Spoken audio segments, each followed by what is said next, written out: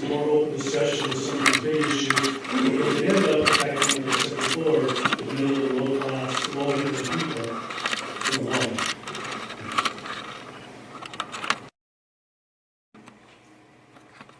So from what I heard in the question itself was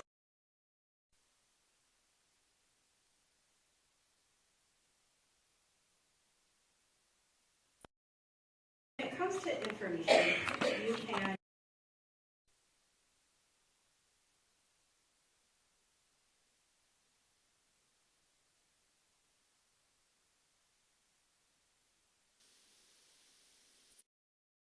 can do to make their information more accessible.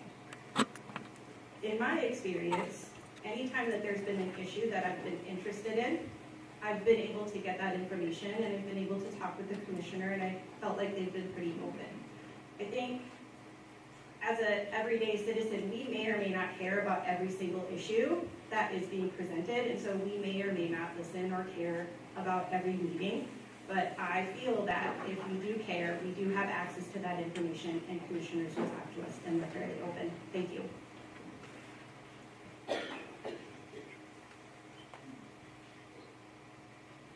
All right, so as far as the information you know about the city commission meetings, we get an annual placard card in the mail that talks about your garbage.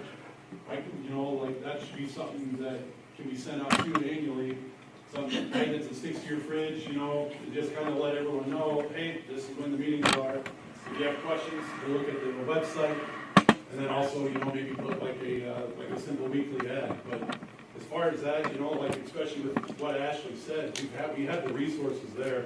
We just got to make sure that we're using our resources properly.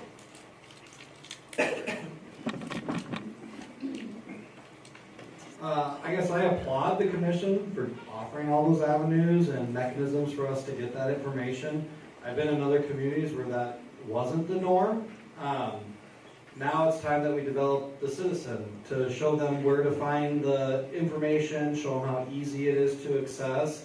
And I guess if we gain feedback after we develop and encourage the citizens, that, hey, I don't have a computer, so all those seemed fairly electronic. So maybe that's a threshold or a barrier that we need to learn how to address. Like Zach said, maybe we need to offer additional resources for people who don't have technology or whatever. But I think overall, I mean, like I said in my opening, about a year ago, I kind of got interested in what was going on. And I logged into YouTube, put it on my TV, and started watching, and I started going to the city's website, and a question about the comprehensive plan was asked at the Thrive.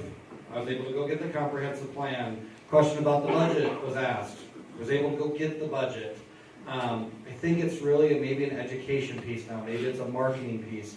How we communicate what we're offering out, instead of just saying, well, we're offering it. Okay, well, let's communicate it. Let's show. Let's make it one step. QR code gets you right to the meeting if that's a mechanism that is more easily understood. But I applaud people for getting it this far. Now let's get the citizens ready to get engaged with us.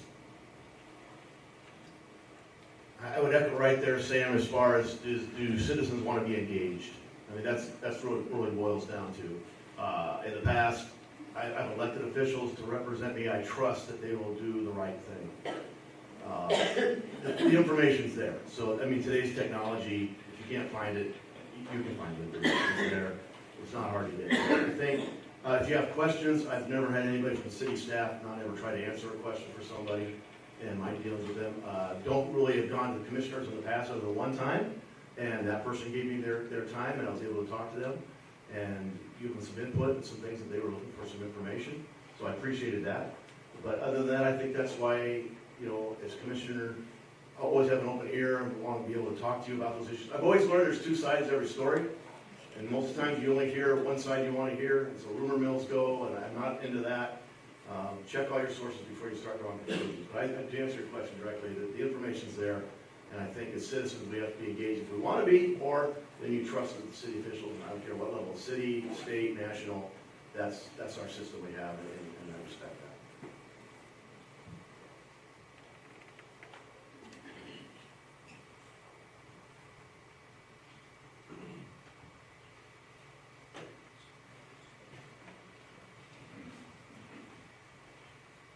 I'm in agreement with a lot of the things that have been said by the other candidates up here.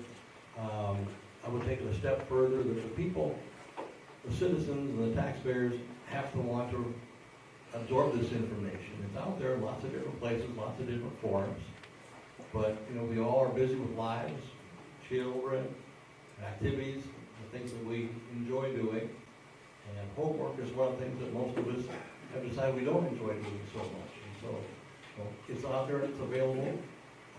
One suggestion I might offer to the city would be something to consider, having an app on your telephone for the city of Yankton, where some of these things are available, where you can contact the city at off hours, have a question, you want to look at city commission, what the agendas are, you know, parks department, whatever it might be. You know, even in the case of senior citizens, since I'm in that class, 90% of the senior citizens have smartphones now. So it's in, you know, everybody uses apps. So it will be something to explore, something that would not be terribly expensive, and I think something the city pull off and should consider.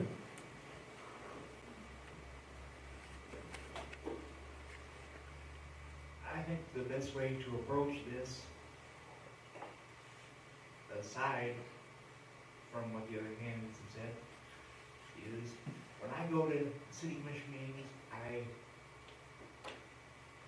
never care for the executive session part of it.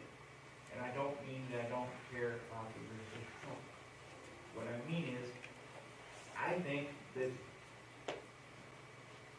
the city commission meeting is a place where everything in it, the public needs to be involved in it. It is so important that we get these personnel matters done without city input, which I actually don't think it is.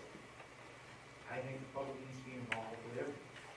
So if you want to get the executive session done for the personnel matters, get it done before the meeting starts instead of waiting until after. Because when you do it afterwards like this, they think, oh, now that you're talking about things we don't get to hear about, or they think you don't hear. And I think the city and the public needs to hear about what's going on in their territory. So either do the executive session before or just get it. Thank you.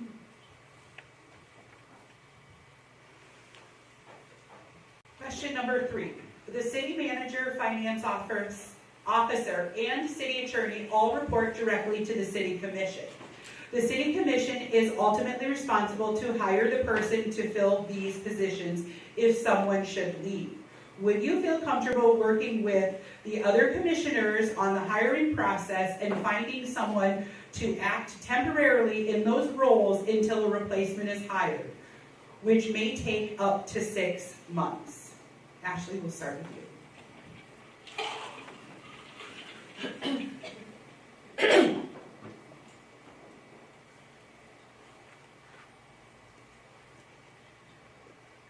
Serving on a lot of boards, we see this issue fairly often.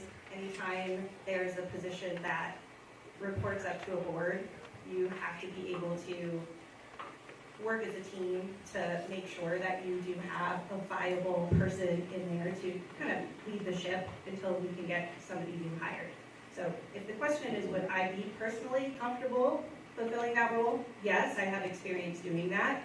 I have a lot of experience hiring in the management position, and I have experience in boards where we've had to interview and hire staff and have interim staff. That's just part of running an organization. Staff members come and go, leadership come and go, but what we want to do is make sure that we take the lessons we learned from prior leadership and make sure we take that into our next hire to make sure that we can level up that leadership with that next hire. Thank you. I've been not on any boards or anything, but I've been in different positions where I've had to fill in, and I'm willing to learn, and I always remember that experience. I think what the city commissioners are doing is the right thing to do, and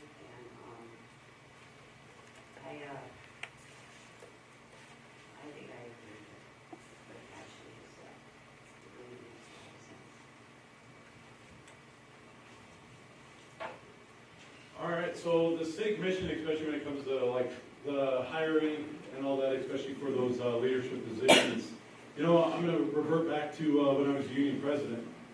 Being union president, you get elected into a spot, and then with that spot, you kind of, you know, you answer your constituents, and then they're the ones that decide exactly what happens with your work environment or what's going to take place.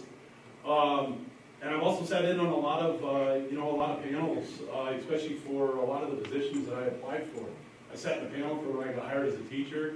I sat in a panel for when I got hired as a federal corrections officer. That's just kind of the nature of the beast. Some people like a lot about you, and then some people like the least about you. But you know, as a group of people, they got to come together, and they have to ultimately decide, you know, if that's going to be a you know, a position that they want to give them. But as far as, you know, like the qualifications, if you have the qualifications and you do right by, you know, by the people, you know, I'm all for it. So.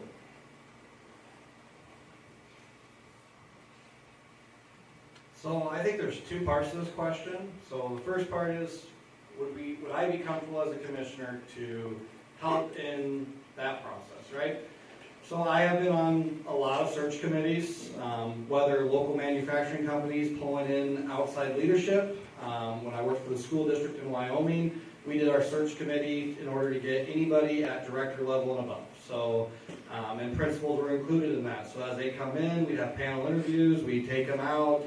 We would do a lot to vet that person, because that is the senior leadership of a school district, and so we did our due diligence. The other part of the question, which I think Ashley hit on very nicely, was we have retained 3 really strong people in those roles, and we have a lot of talent within the organization. The city has a lot of talent. We need to grow and empower those people. Those managers need to have succession plans, and we need to be offloading some leadership responsibilities so that way we're growing capacity at that upper level, so that way the city can take on these new challenges that we're facing. And I know that's already happening. I know that Amy and all the senior leadership of the city really value growth. We saw it within the police department. We saw it within last year when the deputy finance officer stepped up to the finance officer. So we need to invest in our people before we start searching out. If we have to, though, I am comfortable being a part of that process. Yeah, my past experience would lend me to be very comfortable in that role, looking for replacements, interviewing people. Part of my career spent time in a Fortune top 100 company, had to hire a lot of people in those positions. I also served as a role as an advisor, consultant to farmer-owned cooperatives throughout the Midwest. And I would work with board of directors on them trying to find replacements for their general managers. And it might be an interim manager in the meantime, and to find those pool of people. And so to get the right questions asked and find out what they're looking for, what we are looking for as far as the hiring agency or the hiring firm, in this case the city, how to match those talents. I'm very comfortable with that as well.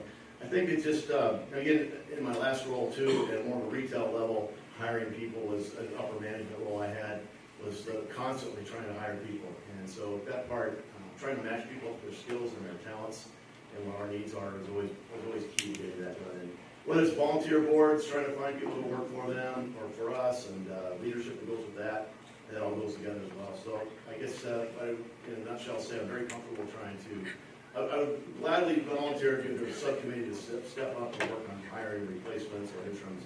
I would gladly do that.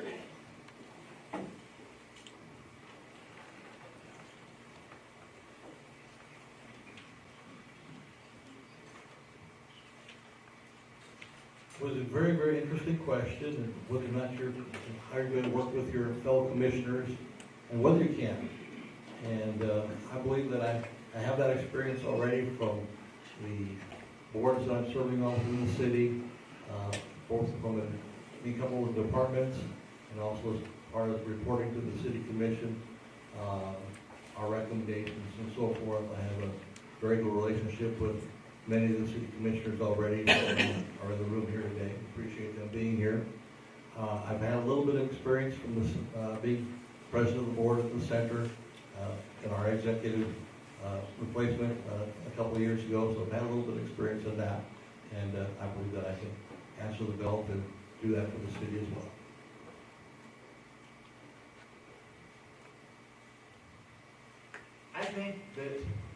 I would be very, very comfortable with this question and with this process, because I was involved on the park board when we went through a few park directors and we went through a new city manager.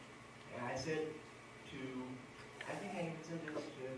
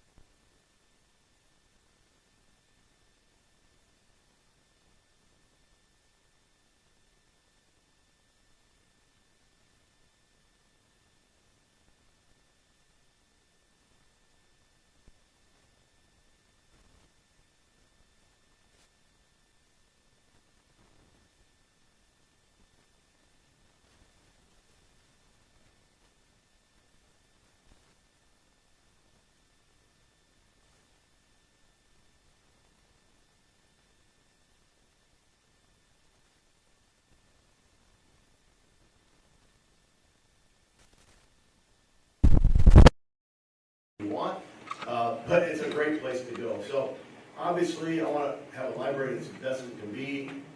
I still want to respect the taxpayers' dollars on how it's spent and what we look at. In my job in the past, I've always been able to go to other communities and see what they've done, and what they've built, and what they offer.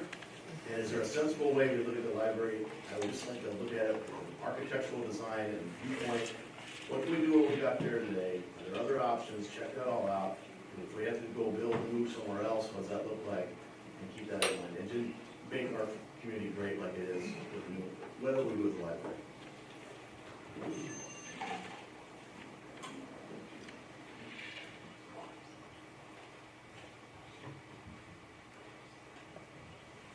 I'd like to thank Mr. Spencer for giving all my answers away right there. I do agree with Dave on a number of points. As I mentioned earlier, I've traveled to, for the pleasure of traveling to look at a couple of the newer libraries, and I think that would be a good thing to continue to do. There's a few more out there regionally that could be visited, and I'd be happy to be a part of that and look into that. I'd also be willing to serve on a task force based on community and community for financing and operations partnerships, and so those kind of items as well. So I'll just pass it on to Tom because Dave took all my good answers.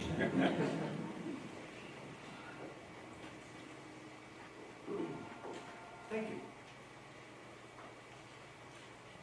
Based on what Mr. Birch just said, I'm not going to take all of his thunder away in his answers, but I will say that, number one, I would be willing to do all of the things that he did point out, because I use the library very, very frequently, and it's to the point where if I don't go to the library, it's just like me going to City Hall. If I don't show up there, they're like, what's Tom doing there?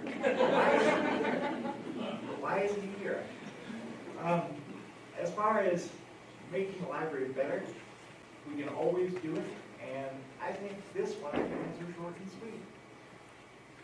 You need to do it by way of a bond issue. That's every single part that you want to take. Because if you do it by a bond issue, it means the voter, who you are, can decide if they think it's important for this particular part. So that's how you do it. Well, I agree, the library fills a very unique void in our community. We absolutely need it. I think improving it is a great thing. I don't see us being able to afford to build a new building somewhere. But I am in favor of expanding it and expanding the offerings and the technology and services for the staff. Somebody mentioned to me that the diversity of the people that go to the library is pretty unique. You get homeless people, you get underprivileged kids and things like that. Someone mentioned maybe having a social worker as part of the staff to help those people out. But just like all the rest of the great ideas, we all want retail and things like that. What do we need to do that? You gotta have money. And one of my big issues is the city's wasting a lot of money. Here's a number for you. With all the tax increment financing they've used, this year, 2024 taxes payable this year, they're gonna lose over $1 million because they use tax increment financing. And so we can't afford to do all these things. If you want retail and you want to build new buildings and you want to expand, we've got to have money. The low and middle class can't handle it anymore. They just can't. And so we've got to find another way to conduct business, to get businesses in here without giving away the farm, if we want to help everybody. Thank you.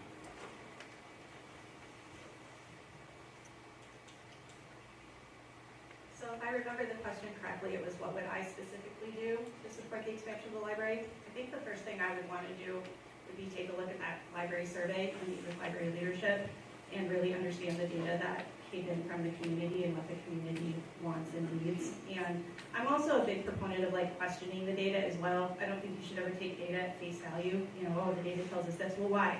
Why is it telling us that? So probably take that survey and start a task force and meet with library leadership and see what the library's already done, and really understand the library budget. Like what funding goes to programming, what funding goes to books, what funding goes to capital, and then we would probably how I understand how everything would work, we probably need to meet with planning and zoning and look at a few other models and a few other communities. So I would be a big proponent for like really in-depth requirement collection, like what is it that we need? What is it going to take to make that happen? What has the library leadership and board already done for itself? Where does the city need to support, right? Maybe we don't need to finance all of it. Maybe they found some grants or they have their own fundraising, right? So where do we need to come in specifically to help make that happen? So I would ask a lot of questions. I would like to be on that task force if one ever gets created, elected or not. So let me know. And really just understand those requirements and understand the data and really understand the budget before making kind of recommendations or move forward with the library. But I think literacy is really important. Thank you.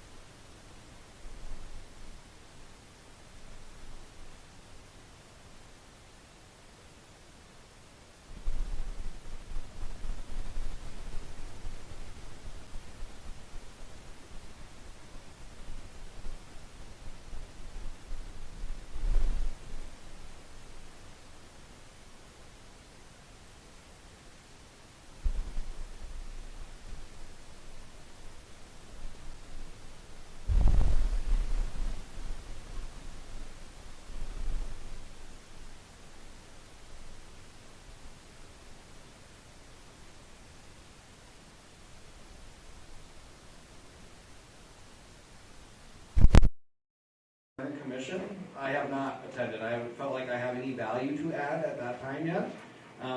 If there's one that really piques my interest, something I really feel like I need to be there for, I know where to find them. Other than YouTube, I'll show up and I'll say my piece.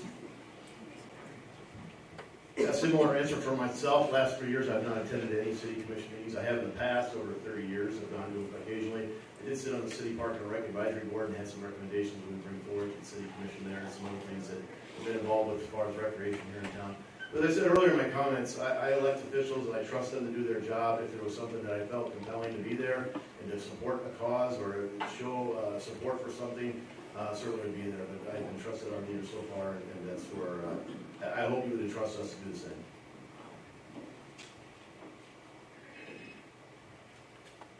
I have been to a city commission meeting at least 4 or 5 times, and if I can't get there physically, I sit at home in my recliner and watch it on TV.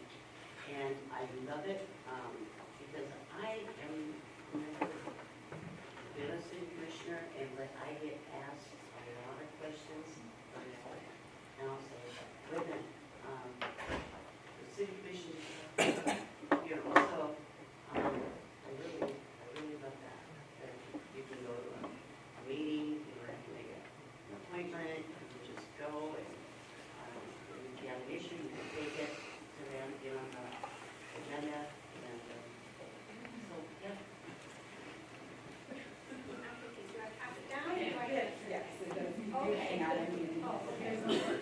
Everybody gets a chance. I'm a regular attendee of the commission meetings and have been for the last several years. I will estimate somewhere between 15 to 20 meetings. I've commented at a number of them. Some of them I just sit back and watch the action. There are some things that you can see at a commission meeting where you can't see or watching on internet or television. Just some of the nuances, some of the interaction between people in the crowd, instead of all being focused on the DS in the front of the room. So I think it's important to be educated, to understand the process, and to understand and have met your fellow commissioners that are serving. And that way I think I can start the ground running without having to start all those relationships from ground zero.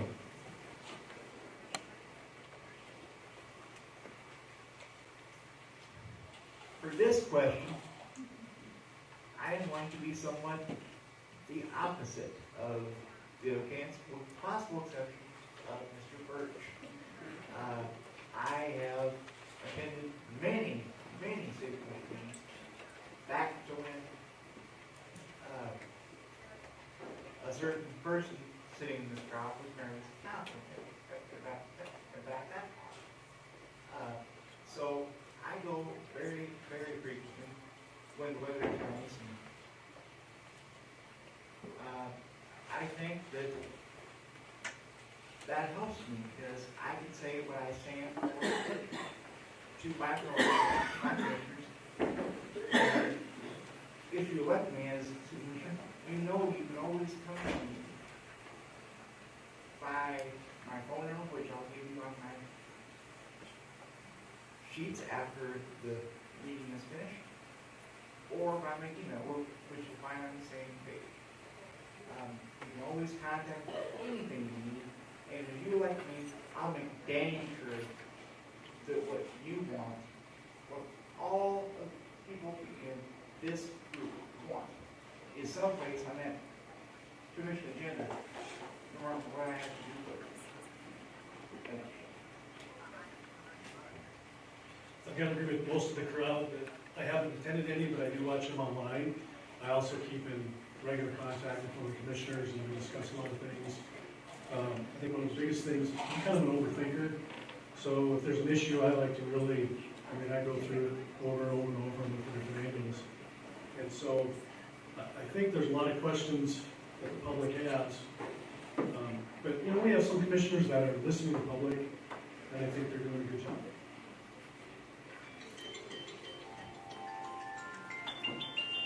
So the specific question was how many commissioner meetings have I attended?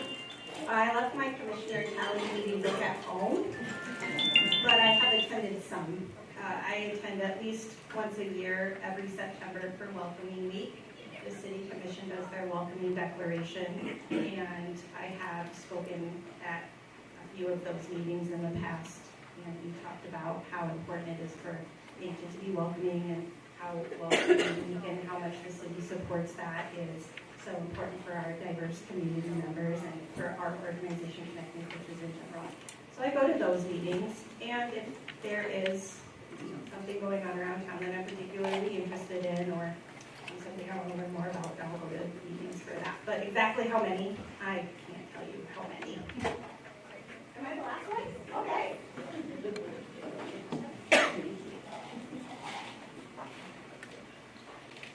What will you do to help execute the mission of the city of Yankton?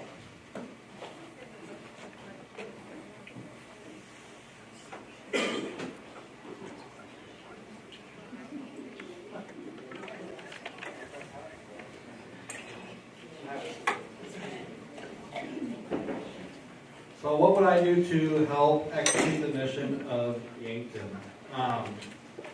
Can't remember offhand what our mission statement is, but I'm just going to throw out the whole ideas flow here thing, right?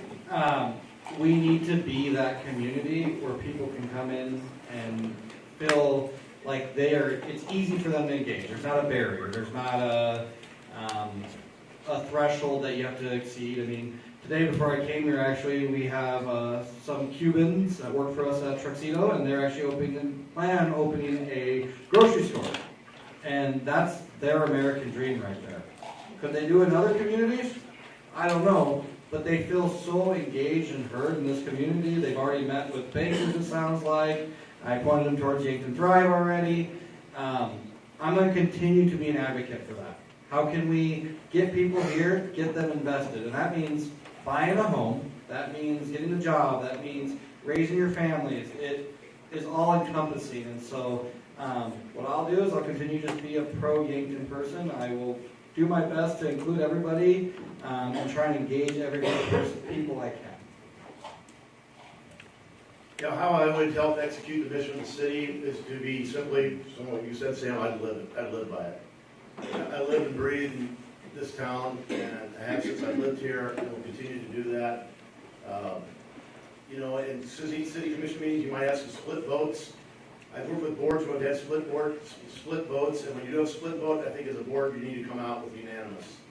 And I may not have voted in the majority, but that means I support the majority. And so I think it's important that I would do that, and I think that's helping live in it, the mission, and taking the city to the forward, putting our best foot forward, bringing the city forward to where it can be the best it can be. And I think we do that by being positive. Those that know me know I'm a pretty positive person. My wife might say something different sometimes, but I truly genuinely think that we've got a lot of positivity things going on in the nation. And even though I might disagree with the commissioner and have this discussion with that, doesn't mean after the meeting's over that we can't all agree that I'm going to support that to say that. So that's how I would live the mission by that.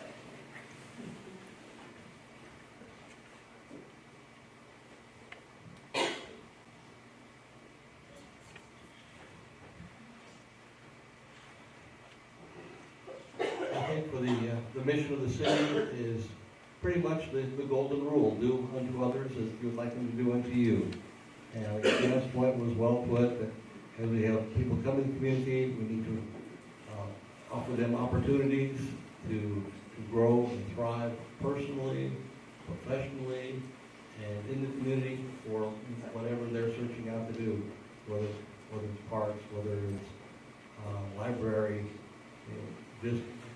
all those things that come in part of the city. We just have to do the best we can do, be positive, and keep people moving forward.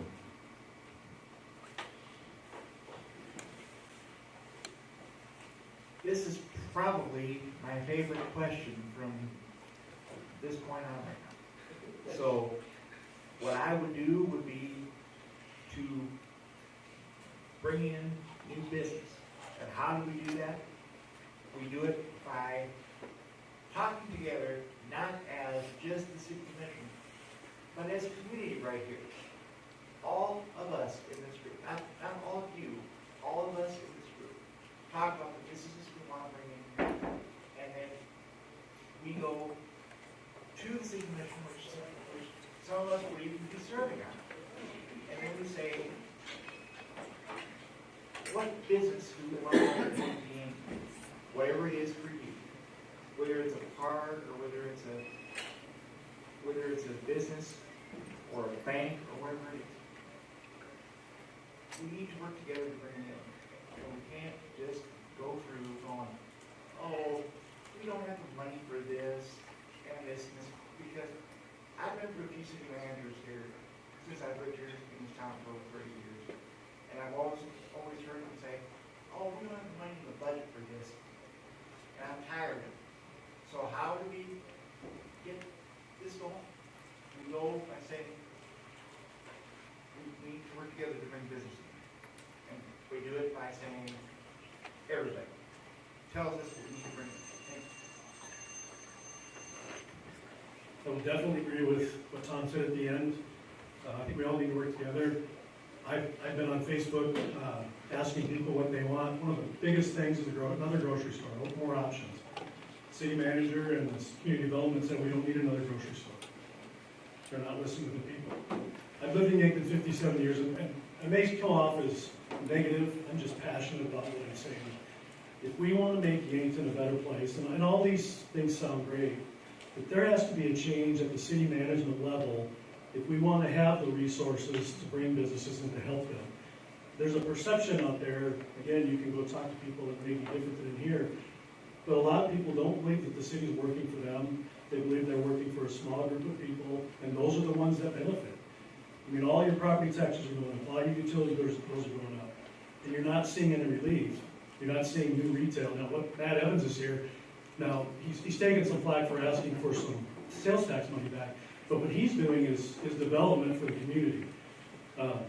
More stores, more retail options, more jobs, more sales tax revenue. That's the kind of development we need. So again, I apologize if I come off negative. I'm not. I'm just very passionate. I've loved this town. That's one of the reasons I haven't moved in 57 years. I stick around.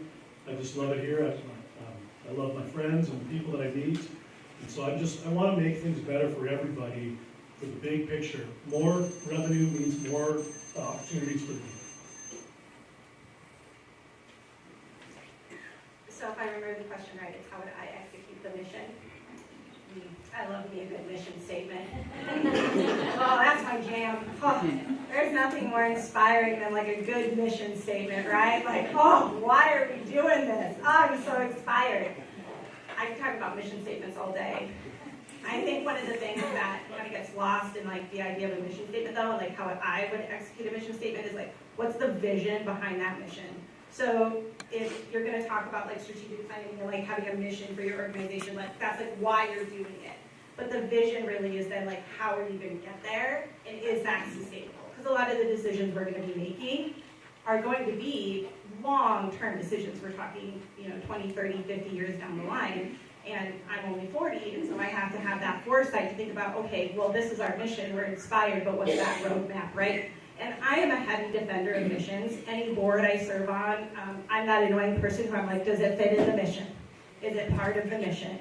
So I like to think of myself as a defender of a mission, but I also think we shouldn't be afraid to evaluate a mission statement every now and again too. Probably every 5, 10, 15 years, we should be looking at that mission statement going, does that still fit who we are as a growing and changing community? And does that need to be adjusted? And then, what does the roadmap look like to keep that inspiration going? Thank you. Am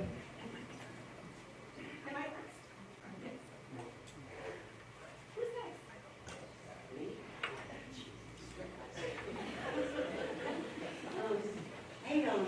I think one way is for people to get out and vote and listen and know what's going on in the community. And there are all different media that you have to stop and listen to really know what's going on. And my biggie is voting. I want to get as many people out in the community to vote for whatever. All my life. I think as far as the mission goes, just like every commissioner up here, everyone talks about, everyone coming together and doing that. Well, as far as the commission, if you want to stick with the mission of Yankton, as a commissioner, I think your job is to go out there and make sure that all this stuff is being met. So that's meeting with different people, going door to door, find out some of the information, especially with some of the issues or some of the bright points that's going on in Yankton. I also think that when it comes to that mission, everyone's got to come together, especially as a commission, and make sure that all those demands are met. I know Dave, he said too, he's been in the minority of some aspects, but I have too. But like Dave, you got to respect that process, and that's what makes this process beautiful. Thanks.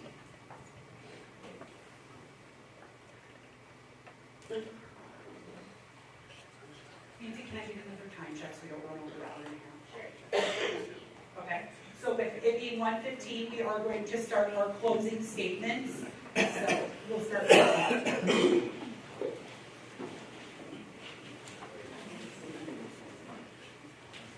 Well, thanks for the opportunity. Always love talking about Yankton. Any of my friends who live out of town are always talk about how I talk about Yankton. Didn't grow up here, but it's been our life, and we've chosen this to be our home. I think as a candidate for this, again, on behalf of the taxpayers, we represent the people. And the board of directors is how I look at this job, and look at the board of directors' job is to protect stockholders' wealth. What's your stockholders' wealth in this investment is your tax dollars. So I think that's got to be top of the concern for everybody. Yeah, there are some concerns there. We've had a lot of capital projects. Taxes aren't going down. Okay, we want good things in our cities. We want to enjoy a good life. All that comes with a price. And so I think a lot of times you'll have decisions that maybe individuals might have concerns, but you have to make decisions that will benefit more of the whole group. And I think that's what you have to look at in this role. So a lot of times in business, I've been told we can't do that. We can't do that. We cannot do that, Dave. And I will turn around and say, well, then what can we do? What can we do? And I think as a candidate and be elected as a commissioner, I think a lot of you know me that I'm a can-do person. We'll find a way to get it done. And that means we've got to get creative. What I practice and what I practice when I preach in business, and now what I teach young people at Mount Marty, is businesses need to be flexible, adaptable, always on the go. Something's always going to be different. Don't get stuck in your ways. I think that's an open mind to how city management might be, would be a goal, that an approach I would take. So appreciate the time. Thanks very much.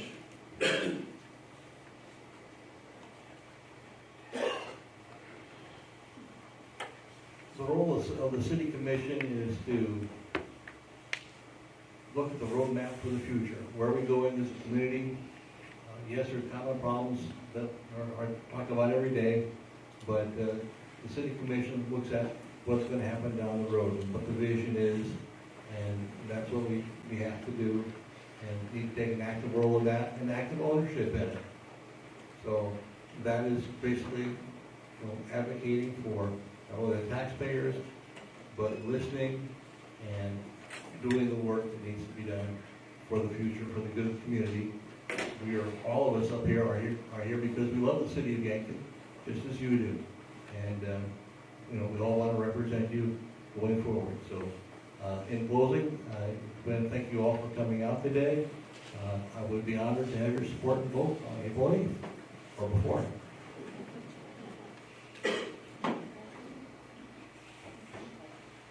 Thank you. Again, I agree with Mr. Birch on a lot of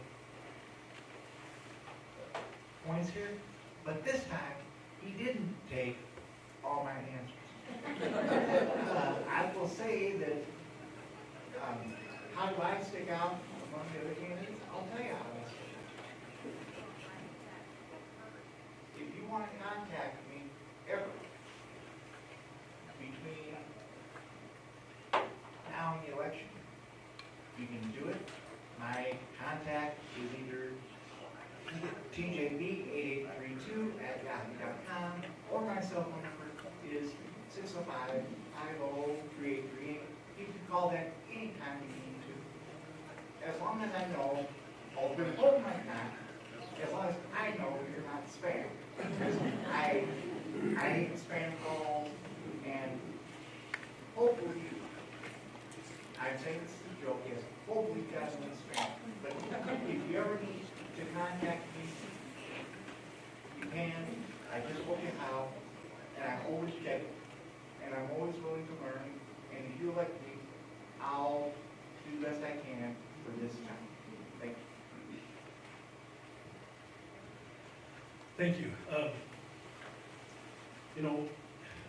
These forums, you kind of hear the same answers in generalities. And it's nice, but I want to be more specific just so people understand where I'm coming from. We're responsible to the citizens, the commission is responsible to the citizens of Yankton and their well-being. And so I'm just going to give you one example of how bad decisions on the city level affect everybody. In 2017, they used the tax increment financing on the mall. That was when Dial owned it. Dial did nothing with the money. Matt Evans is paying property taxes on that mall. Those property taxes go to Dial, and they will for 20 years. That's just unacceptable. That's taking money away from the citizens. We all want a better Yankton. We want a better library, more opportunities, better programs. There's a lot of things we could do. I love Sam's idea, recreation for kids. Again, it takes money.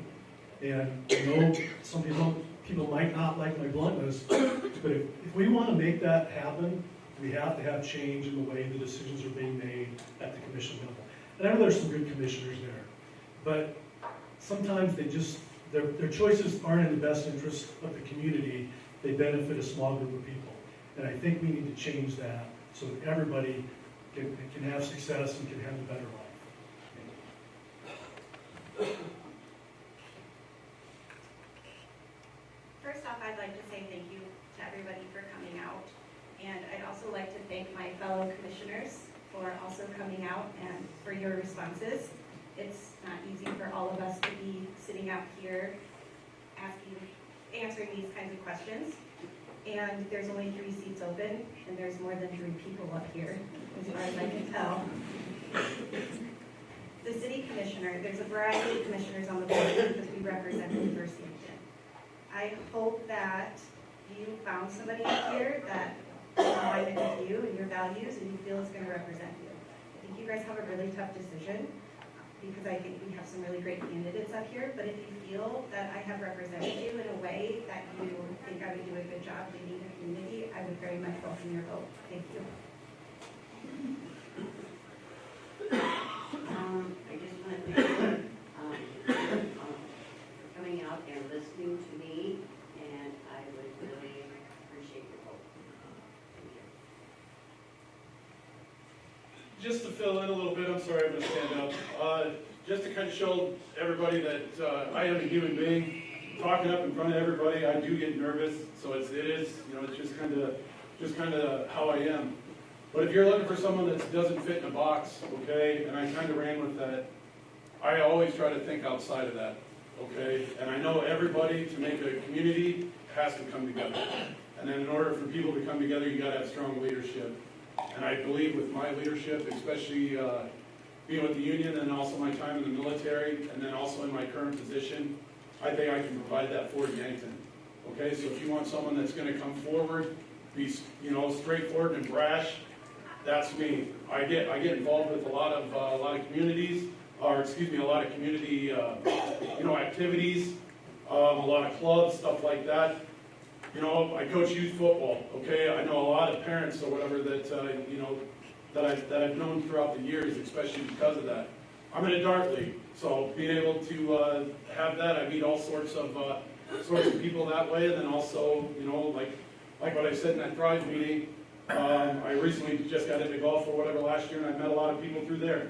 So if you're really looking for someone that wants to be outside the box, but really want you really want someone that's going to listen for your concerns, I really appreciate your vote. Thank you. So Zach stood up, so here I am. So I left Yankton, and we moved back for a reason, right? And I remember moving back, it was not easy on my wife. She's not from here, she's 800 miles away from her parents, right? And we moved in August of 2023, and of course we had this nice celebration in August called Riverboat Days. So during that celebration, we went down to the river, we had a little fun, life was good, and I remember asking her, I said, well, how do you feel about the move? And she said, in just a few short weeks, Yankton feels like more of a home to me than Wyoming. That's what she said. So, and I ran with that.